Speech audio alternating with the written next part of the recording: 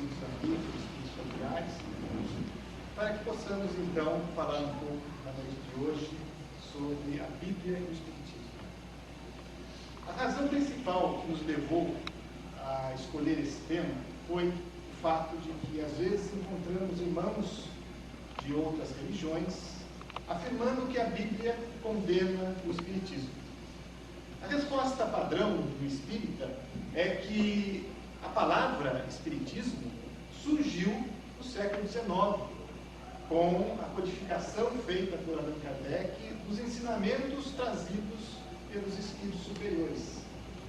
Com a primeira edição de O Livro dos Espíritos, em 1857, e na data do ano atual, 2007, completamos 150 anos da primeira edição de O Livro dos Espíritos.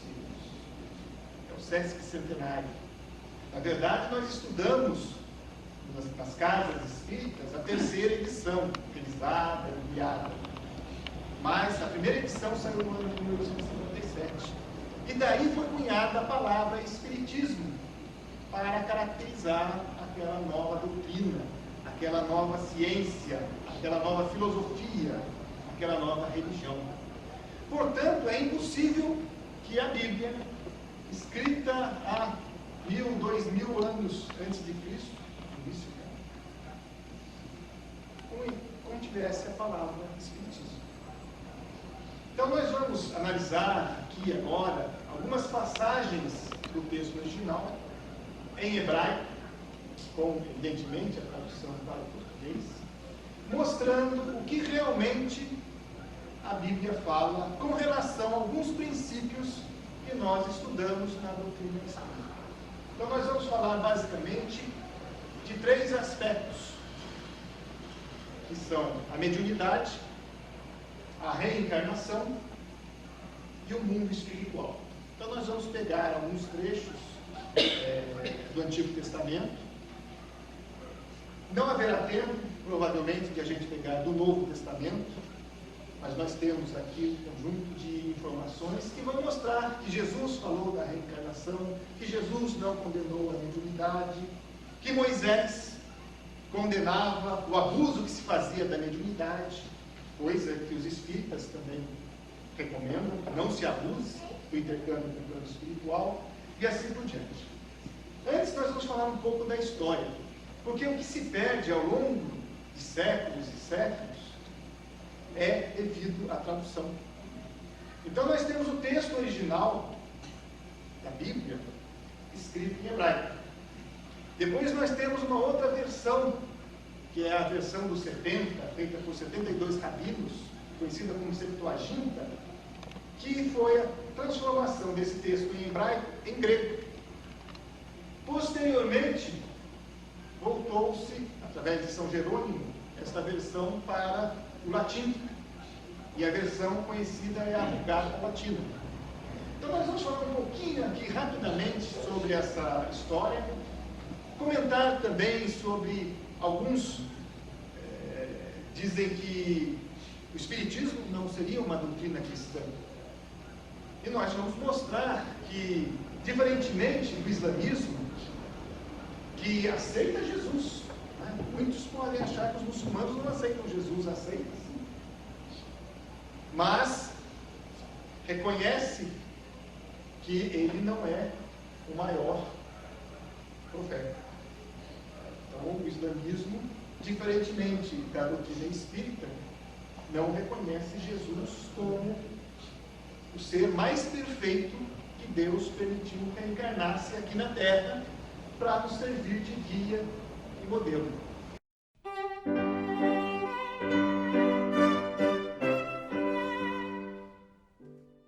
E nós acreditamos particularmente que no momento do batismo nas igrejas protestantes, aquilo é um momento de comoção para quem está sendo batizado. E naquele instante, não é, assume-se um compromisso, né, de aceitar a Bíblia como expressão única da verdade. E isso faz com que fique gravado na mente desses seguidores, né, essa ideia. E é por isso que é muito difícil se argumentar Quando nós não temos conhecimentos profundos da Bíblia com o irmão evangélico. Agora, o que nós queremos mostrar aqui é exatamente isso. Nós acreditamos, espíritas também, que a Bíblia, sim, tem muitas... é a expressão da verdade. Existem muitas ideias, muitos conceitos que são realmente realidade. Mas a maior parte das Bíblias, para o português, assim como para as outras línguas que não o hebraico, elas foram traduzidas, na sua maior parte, por irmãos protestantes e irmãos católicos.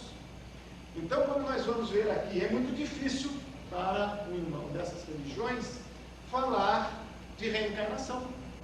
Se a Bíblia tivesse sido traduzida, ou uma das versões traduzida por espíritas, nós iríamos encontrar formas diferentes em muitas das passagens, como veremos dentro de instantes.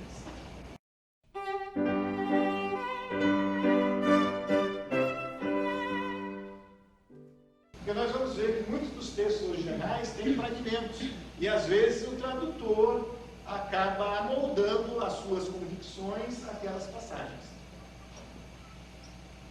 E finalmente, no Espiritismo, então, nós temos, nós aceitamos, afinal, em várias passagens da codificação se menciona também o Antigo Testamento. Nós espíritas estudamos bastante o Novo Testamento, a Boa Nova, porque através do Evangelho segundo o Espiritismo, várias passagens desse Novo Testamento são analisadas à luz dos conceitos espíritas. Mas em várias outras passagens, no Céu e Inferno, no Livro dos Espíritos, no Livro dos Médiuns, se mencionam lá passagens do Antigo Testamento, que a maior parte dos espíritas acaba não se aprofundando. No Livro dos Médiuns fala da mula de Balaão, por exemplo. Quantos espíritas lembram-se, ou conhecem, ou estudaram essa passagem da mula de Balaão? Poucos, E no próprio Livro dos Espíritos, a recomendação de se ler algumas passagens, como por exemplo no Salmo, se não me engano, para que a gente conheça em mais profundidade todas as leis que nos regem. Na Gênesis, vários comentários, no livro A Gênesis de Allan Kardec, vários comentários também são tecidos sobre o Antigo Testamento. E depois nós temos toda a codificação, nós temos aqui um resumo do que é o Espiritismo, nós vamos ler aqui só. Crença, através da fé raciocinada, na existência de um único Deus, Então, os espíritas são monoteístas. Esse Deus infinitamente justo e misericordioso. Então, nós devemos descobrir, através das suas leis, como se processa essa justiça. E para nós, a reencarnação é a expressão dessa justiça. Criador dos princípios material e espiritual. Princípio material, que através da ação de espíritos superiores vão formar os novos planetas, as novas constelações, para que o princípio espiritual, também simples e ignorante, criado com todo o potencial de inteligência, pudesse, através de existências em corpos inferiores, expressar toda aquela inteligência que ele traz de forma potencial quando criado. O qual evolui através da pluralidade das existências e dos mundos habitados, mas sempre subordinado às leis morais, a lei de justiça, a lei de amor, a lei de causa e efeito,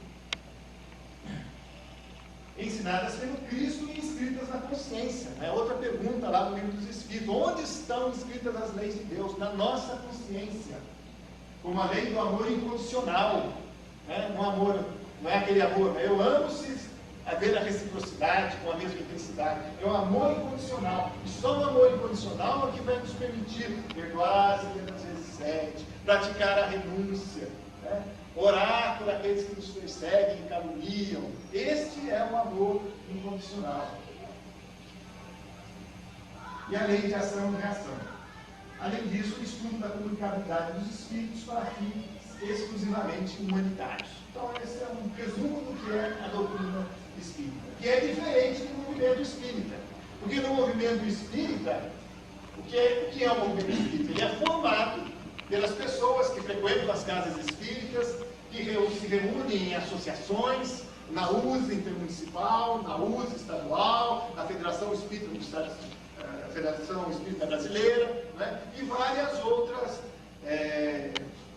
outros agrupamentos, mas que são feitos por homens e cuja interpretação da doutrina espírita pode, às vezes, estar distorcida. Por isso, a necessidade do estudo constante por parte de todo frequentador, para que ele mesmo adquira a sua fé raciocinada.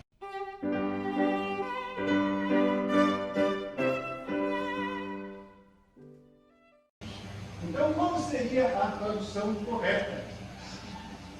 Que visita a iniquidade dos pais e dos filhos sobre ou na terceira e quarta geração.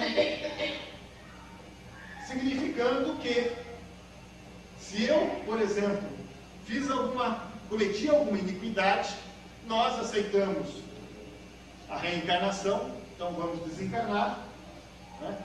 Provavelmente a gente venha na nossa terceira ou quarta geração, como neto ou bisneto de nós mesmos. Então, não é até a terceira e quarta geração, mas na terceira e quarta geração que eu visito a iniquidade dos filhos. Então, aí nós temos a justiça de Deus. Porque, como vamos ver mais para frente também, não seria um Deus justo se fosse se vingar, não é? Dos filhos e dos netos e dos bisnetos e dos tataranetos daquele que havia cometido alguma falta contra a lei de harmonia universal, né? Então, quando eu agrido um irmão, eu estou afetando a harmonia universal, a harmonia das leis de Deus.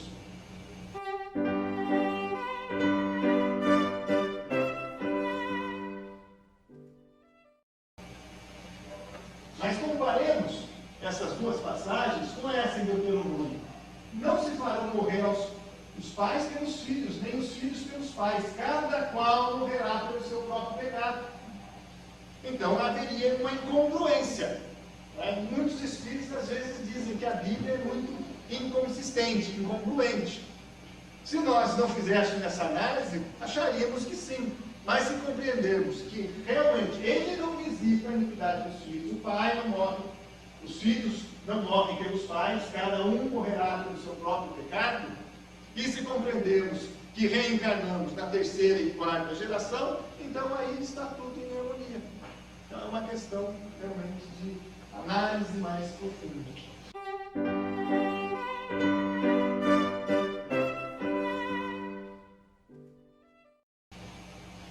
E lá em Jó 8:9, porque nós somos de onde nada sabemos, porquanto os nossos dias sobre a terra são uma sombra. Somos de ontem, o que significa isso? Que nós já vivíamos antes de encarnar aqui na terra.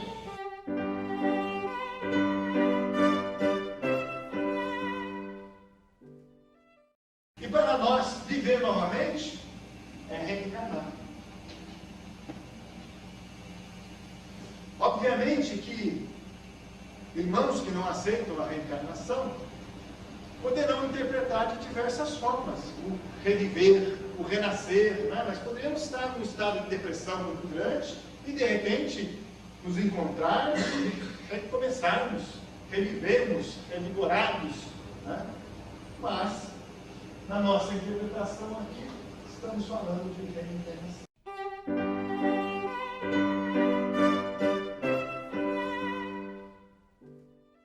Um outro texto interessante: o Espírito não foi enviado para animar o corpo de Jeremias, mas designado para a sua missão antes que o corpo fosse gerado.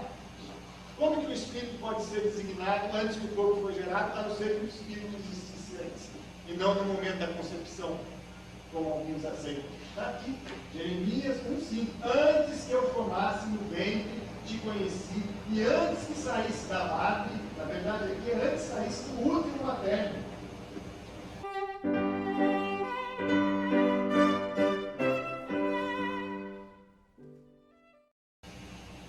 Cada um, pela lei de ação e reação, pela lei de causa e efeito, pela doutrina espírita, isso está muito bem, né? Todos nós somos responsáveis pelos nossos atos. Então, se praticamos o bem, praticamos a lei do amor, nós vamos colher o amor, nós vamos colher o bem. Se, por outro lado, nós fazemos coisas erradas, nós vamos colher esses frutos amargos. É a lei de causa e efeito, nós mesmos. E é por isso que nós encontramos tanta injustiça aparente na terra. Porque o meu vizinho tem tudo e eu sempre passo por adversidades. Então nós vamos encontrar a explicação naquilo que praticamos em existências anteriores. É assim que funciona a justiça divina. Confirmada aqui em Jeremias. Ninguém vai pagar pelo pecado dos outros. Nós somos responsáveis pelas nossas próprias atitudes.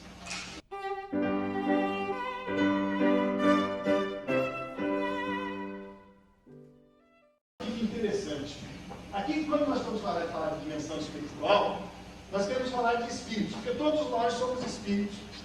Todos nós temos o nosso corpo físico, o nosso corpo espiritual, corpo de espírito, e quando desencarnamos, perdemos apenas o corpo físico e continuamos no plano espiritual até aguardar um momento, trabalhando em atividade, ou padecendo, resgatando as nossas dívidas em regiões difíceis, mesmo em regiões infernais, até que surja novamente a oportunidade de recomeçarmos do zero.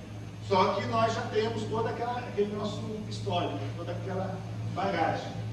Mas continuamos vivendo no plano espiritual de acordo com o que éramos quando encarnados, bons ou ruins, reunindo com pessoas boas ou com pessoas ruins. Então, se formos muito ruins, podemos nos comparar a verdadeiros demônios. Os grandes criminosos, ao desencarnarem, vão ser o quê? São verdadeiros demônios. Às vezes, com o seu pensamento perturbado, agindo no seu próprio perispírito ou deformando, criando expressões, manifestações no seu próprio perispírito infernais. Se tivesse um médium vidente, ia ver o próprio Satanás.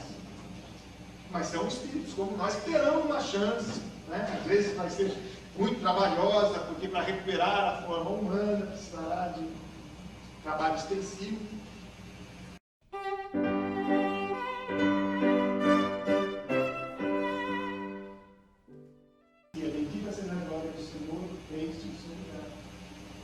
Então, o que nós encontramos nas reuniões mediúnicas é a manifestação de espíritos, seres humanos como nós, com seus pecados, com suas virtudes.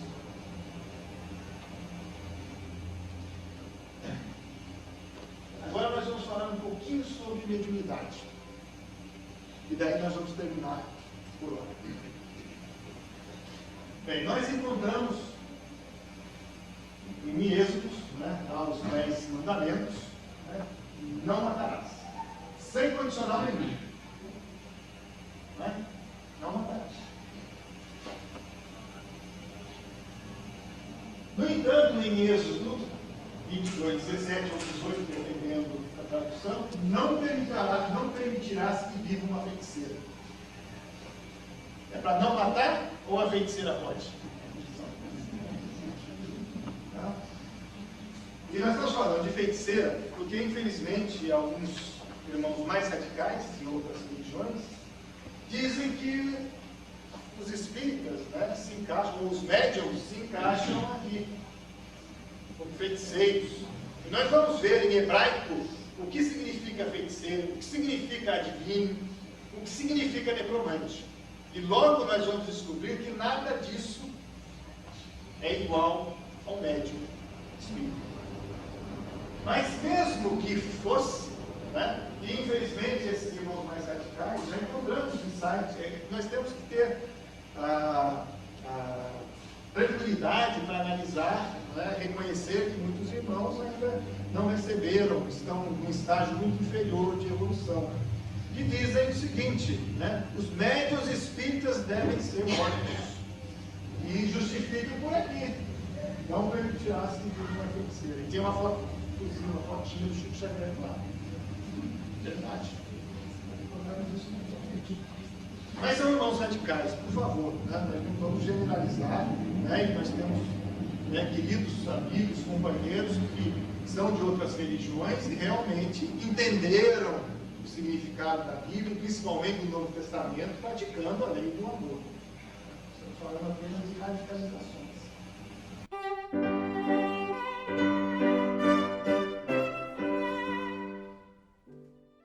De avisar no começo, essa apresentação, ela é a título de esclarecimento, não é consoladora. né, como muitos, né, que estão acostumados a vir aos sábados aqui, e outras casas também, aquilo que nos eleva, e nós também gostamos muito de fazer palestras consoladoras, mas achamos oportuno fazer esta aqui também, devido a esses questionamentos que às vezes nos são feitos. E, evidentemente, que nós também não devemos entrar em nenhuma polêmica, aqui nós temos apenas argumentos para, no caso, né, de nos perguntarem, nós podemos esclarecer. Mas não vamos procurar um irmão nosso, um parente, né, que nos tortura, né, um evangélico, um católico lá, e vamos pegar para Cristo. Pelo amor de Deus, não vai dar certo, porque existe, né, uma discussão sem fim se nós formos por esse caminho. Né?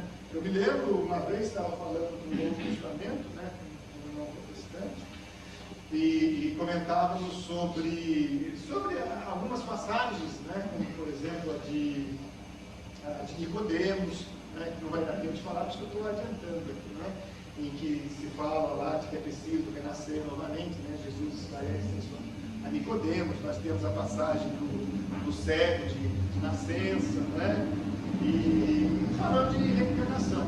E daí mencionávamos também que João Batista era Elias reencarnado, como Jesus falou, né, ele já veio, Elias já veio, e vocês não reconheceram. E daí os discípulos, né, souberam que ele estava falando de João Batista. Então João Batista é Elias reencarnado. E a argumentação dos irmãos protestantes, né, é que Elias não morreu, Elias subiu aos céus. Só que existe uma outra passagem, né, em que diz que carne, eu não lembro exatamente como é a passagem, mas que carne e sangue não podem subir aos céus. Eu falei, como que se explica então se Elias, né, subiu aos céus vivo e ele não pode subir, né, vivo, carne e sangue? Como que... Ah, não, ele foi, transfigurou-se.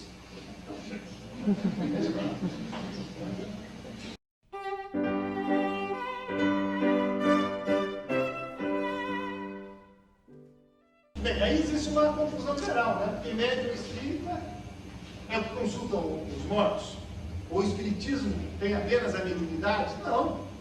Mediunidade é uma das coisas que são estudadas, né, para fins humanitários pela doutrina espírita. E nós jamais abusamos, como vamos falar aqui, uma passagem de Deuteronômio também. Então, de onde que surgiu do hebraico aqui a palavra médium espírita ou espírita? É porque consultam um órgão espírita. E por que não põe, então, um bandista? O pessoal do candomblé, nós estamos criticando essas religiões, absolutamente. Mas eles também consultam os mortos.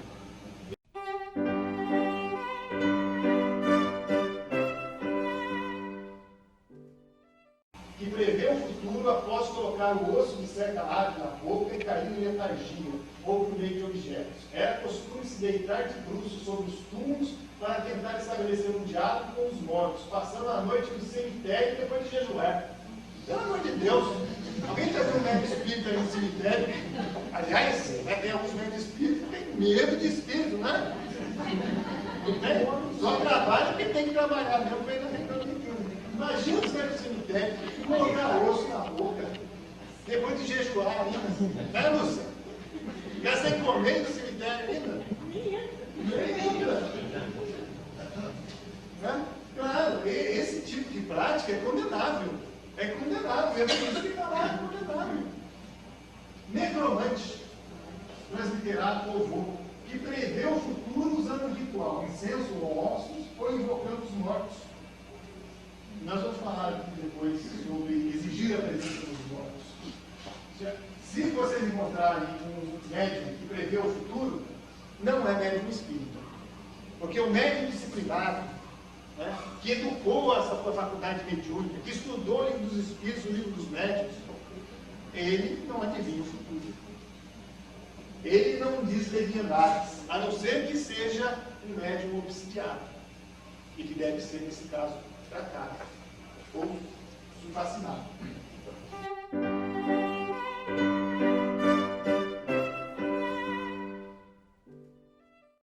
Agora, se fosse para seguir a risca, né? Matar, feiticeira e tudo mais, e quanto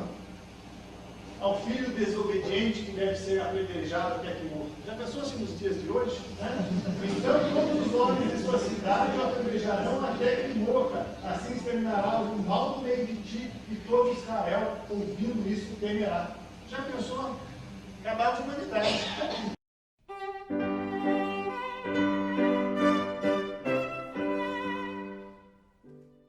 Essa passagem também, eu tenho mais 5 minutos, então também não vamos entrar em muitos detalhes, né? Mas Samuel, né, morto, ele acaba consultando, ou criticando a Saul vivo, que havia procurado a pitonisa de Endor para buscar algumas informações. Né? Mas o fato é que essa passagem mostra que no tempo de Moisés os espíritos podiam vir. Então, por que não podem vir nos tempos de hoje? É só o demônio ou o Espírito Santo?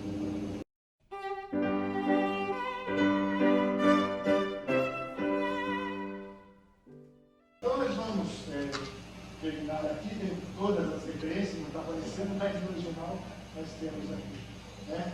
E tínhamos aqui falado no Novo Testamento, né, que é um trecho do Evangelho de segundo Mateus, em grego, mas vamos deixar para uma outra oportunidade. Eu espero que tenha servido para esclarecimento, pelo menos, mostrando que a Bíblia, né, se nós estudarmos em profundidade, vamos ver que normalmente não encontramos grandes incongruências e que as traduções que ao longo do tempo, como aquela brincadeira de criança, né, porque passar fio, né? Você fala toda uma historinha, né? E repete com o outro, repete com o outro, repete com o outro, e o fim da linha lá vai ser uma história completamente distorcida. O que é, Marcelo? Telefone sem fio? Hoje telefone sem fio é outra coisa. No nosso tempo Mas então, até isso mudou. Né? Então é isso que acaba provocando aquelas distorções aparentes que nós encontramos na Bíblia. Quando nos dedicamos ao estudo, né, à luz da doutrina espírita, tudo começa a se esclarecer. Então, vimos aqui que a doutrina espírita, né, encontra também lastro na Bíblia com relação à mediunidade, né, a prática da mediunidade, a prática saudável da mediunidade, né, não jejuando, né, ou tendo qualquer outro tipo de processo para entrar em estado de consciência alterada. Então, nós sabemos que outras religiões, né, por exemplo, através da dança, através da bebida, né, candomblé, né, tudo aquilo faz com que o médium entre em estado de consciência alterada. Agora, nós, espíritas, né, que disciplinamos essa faculdade, nós não agimos dessa forma. Nós temos todo o controle sobre o nosso corpo, nós somos responsáveis pelo nosso corpo. E vamos utilizar aquilo apenas para ajudar espíritos que já desencarnaram, como nós, ainda estavam nas trevas, ainda não sabiam que decisões tomar, e é para esse fim que é utilizada a mediunidade. Né? Tomara que todos os seus filhos e filhas profetizassem, dizia Moisés. Né? Falamos daqui da reencarnação, que é outro conceito que explica a justiça divina, né? Então, na terceira e na quarta geração, porque não deve, né, o pai pagar o filho pagar pelo pecado dos pais, jamais. Né? Então só se explica através da reencarnação. E também falamos da existência de espíritos, no plano espiritual. Aqui, se fôssemos ir mais à frente, falando da Boa Nova, que foi escrita em grego, basicamente, né? Jesus não falava grego, mas todos os textos do Novo Testamento foram escritos em grego. Mas apenas uma curiosidade, vocês sabiam que o grego não tem pontuação. Pelo menos o grego antigo não tinha pontuação. Então, tem algumas passagens interessantes aqui que nós vamos ver, dependendo de onde a gente coloca a vírgula, vai dar um sentido diferente. Como quando Jesus está falando lá com um ladrão.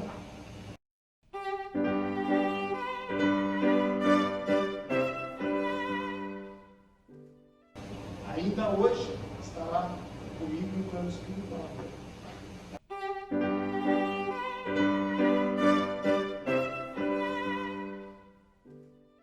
E isso é um grande instrumento utilizado pelos nossos irmãos protestantes para justificar a salvação pela fé. Se eu aceito, né, Jesus, né, eu estou salvo. Hoje eu já posso falar isso. Desde que tenha tido uma vida, né, promíscua, que eu tenha sido um assassino, serial, não importa. Se alguns minutos antes de morrer eu aceito, eu tenho que parar isso. Mas na verdade, a nossa tradução, interpretação é assim: em verdade te digo hoje, estarás comigo no paraíso.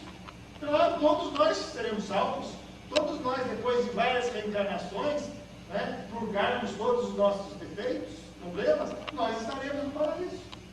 Né? Quando saudades todos os nerds, contando todas essas passagens no Antigo Testamento.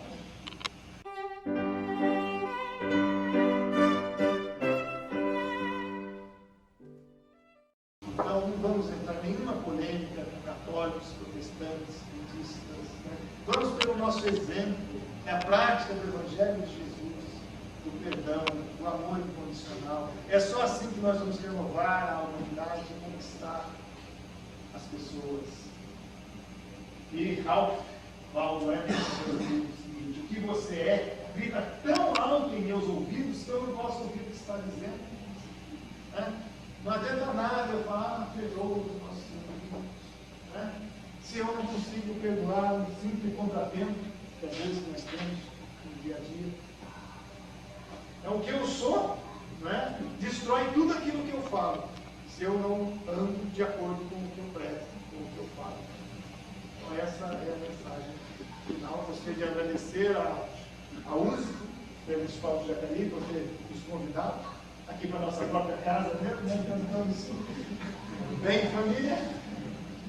Agradecer a paciência de vocês. É um tema meio árido, eu reconheço isso, né? Mas para muitos de nós, espíritas, eu acho que era necessário termos um contato com esse tipo de informação para que a gente não fique sempre